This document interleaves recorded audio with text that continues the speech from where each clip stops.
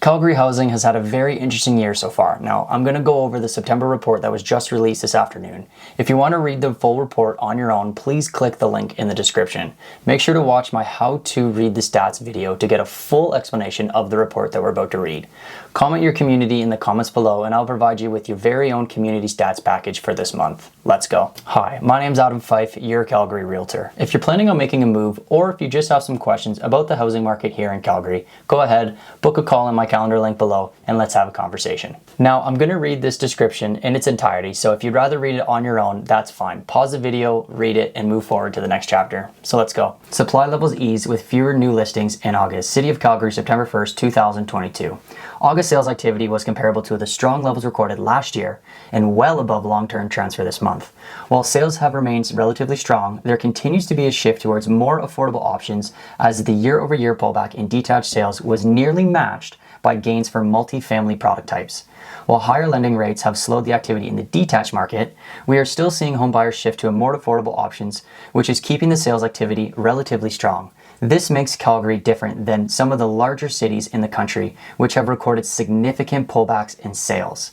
At the same time, new listings continue to trend down, preventing any supply gains or a substantial shift in the months of supply.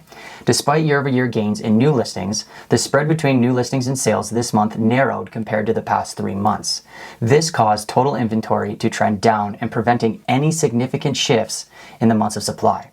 The months of supply in August remained at just above 2 months, not as tight as it was earlier in the year, but still below levels traditionally seen this time of the year.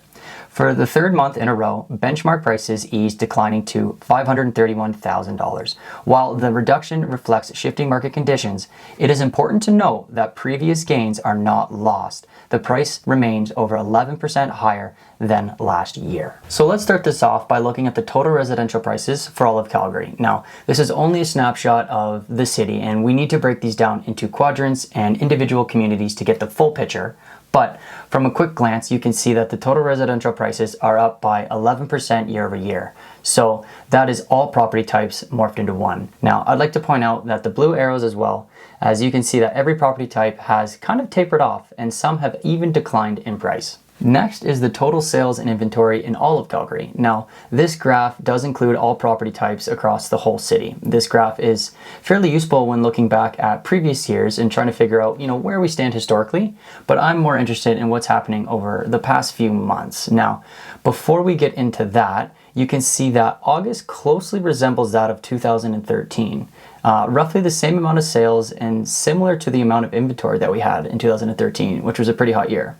Pretty cool. Next is this map showing the total residential prices for every quadrant in Calgary. So we're going to start to break it down. You can see that the north and northeast have seen the biggest increase in price with 16%.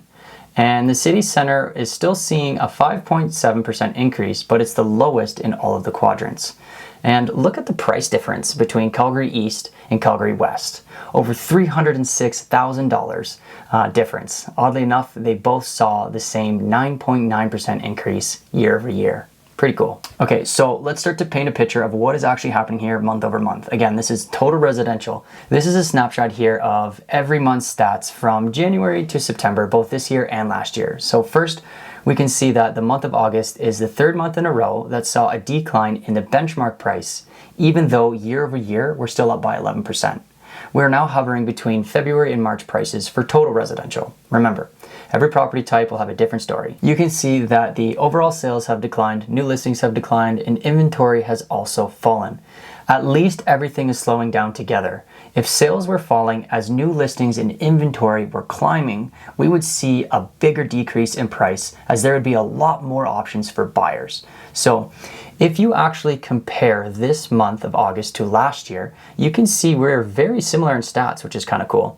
This year we have a lot less inventory left over at the end of the month, and our price is about 11% more. But another cool thing that I noticed is so far we are only down 2.6% from the highs that we saw in May. Now moving right along, we're going to start to break down the numbers. Now here's a graph that visualizes which property types in each quadrant are currently in demand and which are not. So each color on this graph represents each quadrant, where the black bar is the total residential average for that property type. And from a quick glance, you can see that the semi-detached homes and the townhouses are still quite hot right now in Calgary. Detached homes, apartments, and semi-detached homes in the city center are quite high on this chart. I think that we will see the biggest price correction in the city center of Calgary compared to other quadrants of the city, just based off of this graph. Now, like usual, I'm not going to actually read this out, but if you are interested in a certain property type, please pause the video and read what the Calgary Real Estate Board has to say about each. It's really important to get all the data before making any large real estate decision. Both buyers and sellers should be utilizing this data to their advantage. Finally, the microeconomic outlook for each property type in each quadrant. Now, I'm going to break this down in more detail in future videos, so keep an eye out and I'll go over all of the information about each property type in Calgary. So, a couple of things to note here. The only property types to see an increase in price month over month were apartments in the northeast, north, west, and south quadrants, as well as townhouses in city center and west. And west is actually the biggest increase that we saw over everything else.